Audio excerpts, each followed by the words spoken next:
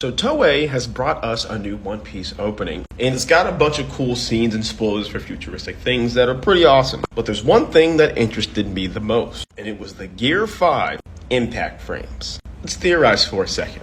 These interest me the most because they're hinting at something that I talk about a lot on this page, and that is the dark side of the Nika fruit's powers. And to explain that further, this is what the light side of the Nika fruit's powers look like. It comes with the power of imagination, a rubbery-like body, and freedom. And it comes with and is run by the drums of liberation, but the white body is the biggest characteristic of it, and the light. But just how this is the good side of the Nika, the liberator. We learn about the Destructor too. In Elbaph, they actually added on to our context of Nika with the good side of Nika and the bad side of Nika. And there was a very big reason that the depiction of Nika, you see the white like clothing and Hagoromo scarf, but his body is black. That's what the dark side of the Nika fruit's powers are. They're black. Instead of a white body, it's black. And it would signify how the ideals of freedom are not what's ruling his mind at the time. It's destruction and chaos. And that's why these impact frames are so big, because that's what they are hinting at. The fact that the Nika fruit is soon going to take over Luffy. This is something that can't be denied. You see, when Oda gave us how the Nika fruit was made and how Gear 5 was even made, he told us the innate nature of the respective animal consumes the Zoan user. Now, we have been shown what this looks like already many different times, and usually when there's a demonic entity present or a demon taking over, they will always have some type of colored eyes. Like with Nika, his are red. It would be Chopper in Enies Lobby when his double fruit took him over. His eyes were glowing green. And this is shown consistently throughout the show that when someone taps into their demonic side or into their dark side, they get these glowing demonic-like eyes. Now, there is not always a demon in these individuals. Some of them is just showing that they're, tapping into their darker side. For individuals like Chopper, who was a double fruit with the will of another being inside of it. Luffy, who was the mythical Zoan fruit, was another being inside of it. The glowing eyes signify the other being. The red eyes are Nika's, and they will consistently use that no matter what. Whenever there is a demon at play, the demon will have the colored eyes. Another great example is Zoro when he decides to become the king of hell, and he decides to tap into the powers of Enma, the king of the underworld. He had to manifest Enma into this world. That's why Zoro had the glowing eye. He was using the powers of Enma, the powers of death, and in order to use the powers of death, he had to put his life on the line and die. That's why in this whole meeting we see with Zoro with Enma, that's Enma himself. Enma's got the glowing eyes and Zoro doesn't have them anymore. It's because they were Enma's in the first place the entire time. And this takes you to something big. The fact that death is what's required to awaken yourself. And this has been in your face the entire time. Luffy's laugh is she, which is the number 4, death, death, death. And that takes you right back to that snake that is Goka, who destroyed the world and brought nothing but death, death, death. She. And that's why it's stated within the Madaka Mermaid quintuplets that instead of Goka, it's Yonka too. Because Yonka is the earth, as in this brown child represents the earth. But with the earth being destroyed by Goka, Goka took over the position of all these other gods and said, hey, I'm Yonka too. I'm the earth too.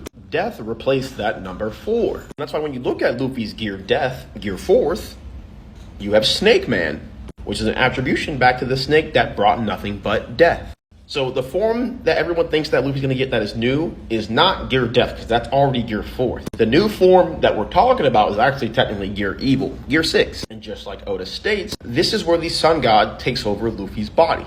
And we already saw this happening in Wano, we just couldn't tell because they are both humans. And Luffy's also a direct reincarnation of Sun God Nika, so they act exactly the same. But not to mention, Nika's been Luffy's subconscious the entire time, and let me explain that. You see, with Ring Dye users, we talk about people having 2 souls within one body, but both souls are awake, that's why the rings are present. But when you have people like Blackbeard, or like Luffy, who is another entity within them because of a devil fruit, they don't have rings because the other entity is asleep while they're awake. This would also play into why Blackbeard never goes to sleep. He doesn't want the other soul within him to take over. And the only way for this soul to take over is if the main person or the main soul dies. That's when the other soul comes out to play. It's like Naruto. Naruto gets defeated, he's about to die, Kurama comes out. It's the same thing with Nika and Luffy. As you know, Luffy's haki has always been red. But when he goes into Gear 5 and Nika wakes up, the black haki shows up. And that shows you what's going on. The reason he was able to split the sky by himself is because he's clashing internally with Nika.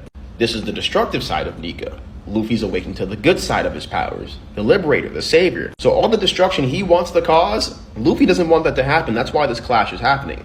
It always takes 2 to split the sky, but he did it by himself. And what does the gold symbolize? It is a combination of the red and black haki to symbolize that golden blood of the gods, that perfect haki, that godly haki, or that divine haki. And this shows you how these two were internally clashing at times, but working together when fighting Kaido. taking control of the body. And that's why during the entire fight you see them flying around everywhere, going everywhere, because they're clashing internally over who's controlling the body and fighting Kaido.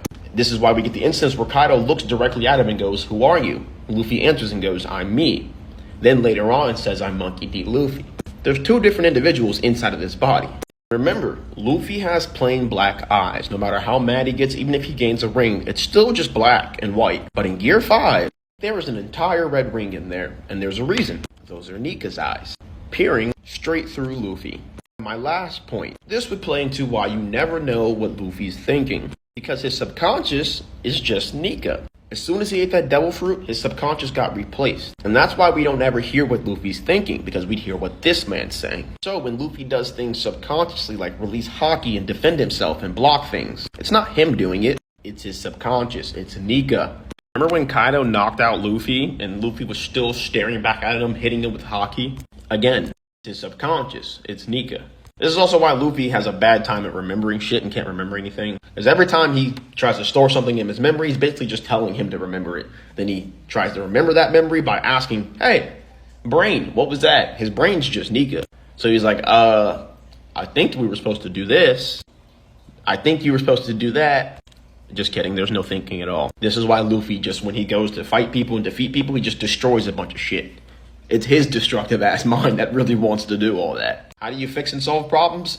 Beat that ass. That is Nika's philosophy. And we are getting ready to see a second side of Nika here in Elbaph.